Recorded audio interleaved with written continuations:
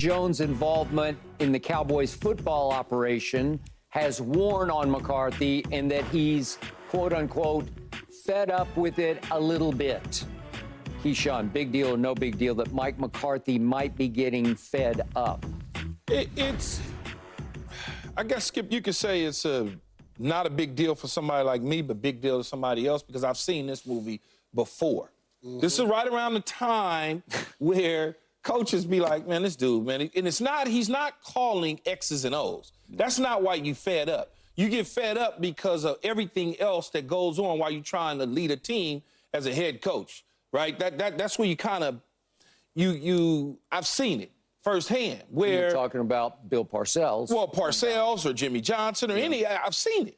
And so, but you saw it up close and I saw it up close Parcells. with Parcells being as a part of the team. What was the beginning of the end?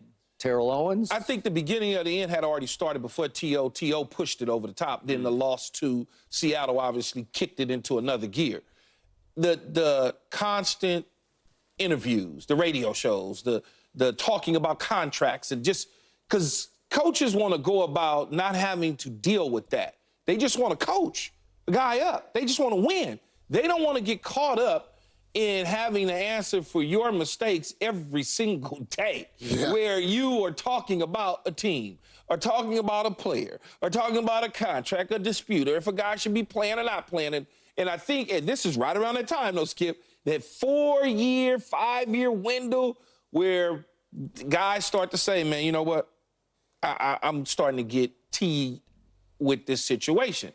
Knowing, though, this is probably going to happen because every coach that's alive, that's still around and coach for Jerry, they going to talk to before they take the job. That's just the reality. They're going to pick up the phone, hey, what's the deal with this guy? And they're going to tell you, hey, man, he's really good with the team. He's really this, he's really that. But this is what's going to happen when things start to go this way. The fact that he's on a lame duck contract right now, 1 year, which, is a lame duck contract. He started off 6-10 in his 3 straight 12-5 seasons. I believe he's 1-3 in the postseason, 1 victory in the regular season, 3 losses in the postseason. 3 losses in the postseason doesn't help his case to be, fed up with him. But I certainly understand, Skip, why he would be. Like, you don't want to continue. Now you're dealing with Dak Prescott. If you should come, if you should go. You're dealing with CeeDee Lamb. Is he mad? Where's his money? Then you're dealing with Michael Parsons. Where's my money? I don't care. You got to deal with all that as a coach. That wasn't what you were supposed to be dealing with. But because your front office and your general manager hasn't handled it a certain way, I got to fill those questions on a consistent basis. And so it becomes to a point where it's like, it's almost like you're trying to set me up for failure. And that's where the frustration comes in. But Key, you know this. I mean, when you play for the Dallas Cowboys, you know what comes with this.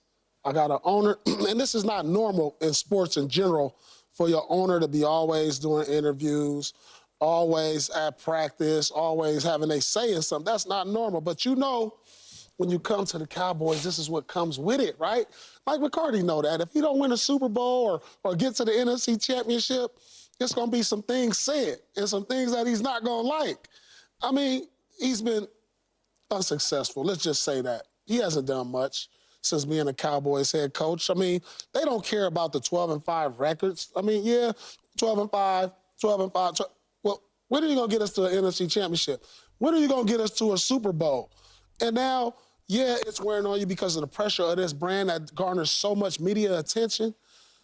And you don't have a contract in place after this year. That can be frustrating on anybody. I think this is the writing on the wall right now. I think if they don't do something significant this year, like get to the NFC Championship or get to the Super Bowl, this could be it for them. No, so that could be frustrating to a coach. Yeah, they gonna certainly clip him if he don't make it to the NFC Championship. Yeah, or this could be it.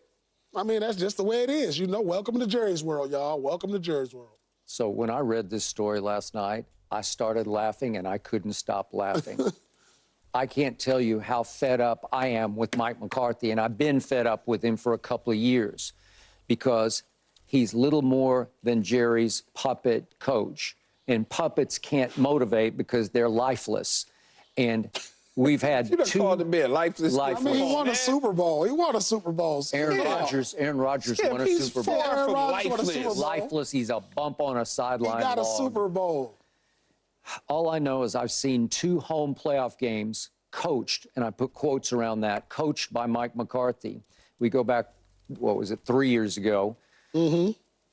Dallas is a 3-point favorite over Jimmy Garoppolo's San Francisco 49ers, and we don't show up. We're clearly not ready to play. And right away, it's 13-0, and it's 23-7 going into the fourth quarter. And we kind of made it a misleading game at the end of the game, but it really wasn't in question at all. San Francisco dominated that game basically from start to finish. And then I had to sit through that disaster of a debacle of an ordeal that was last year when they were 7-point favorites as the 2 seed at home against the 7 seed Packers, and it's 27-0 before halftime. That has to be on Mike McCarthy, and how he kept his job, I don't know, because there were candidates out there. There was a Jim Harbaugh, and Keyshawn laughs at me about that, but he was out there. He was available. Would he have coached for Jerry Jones? Probably not.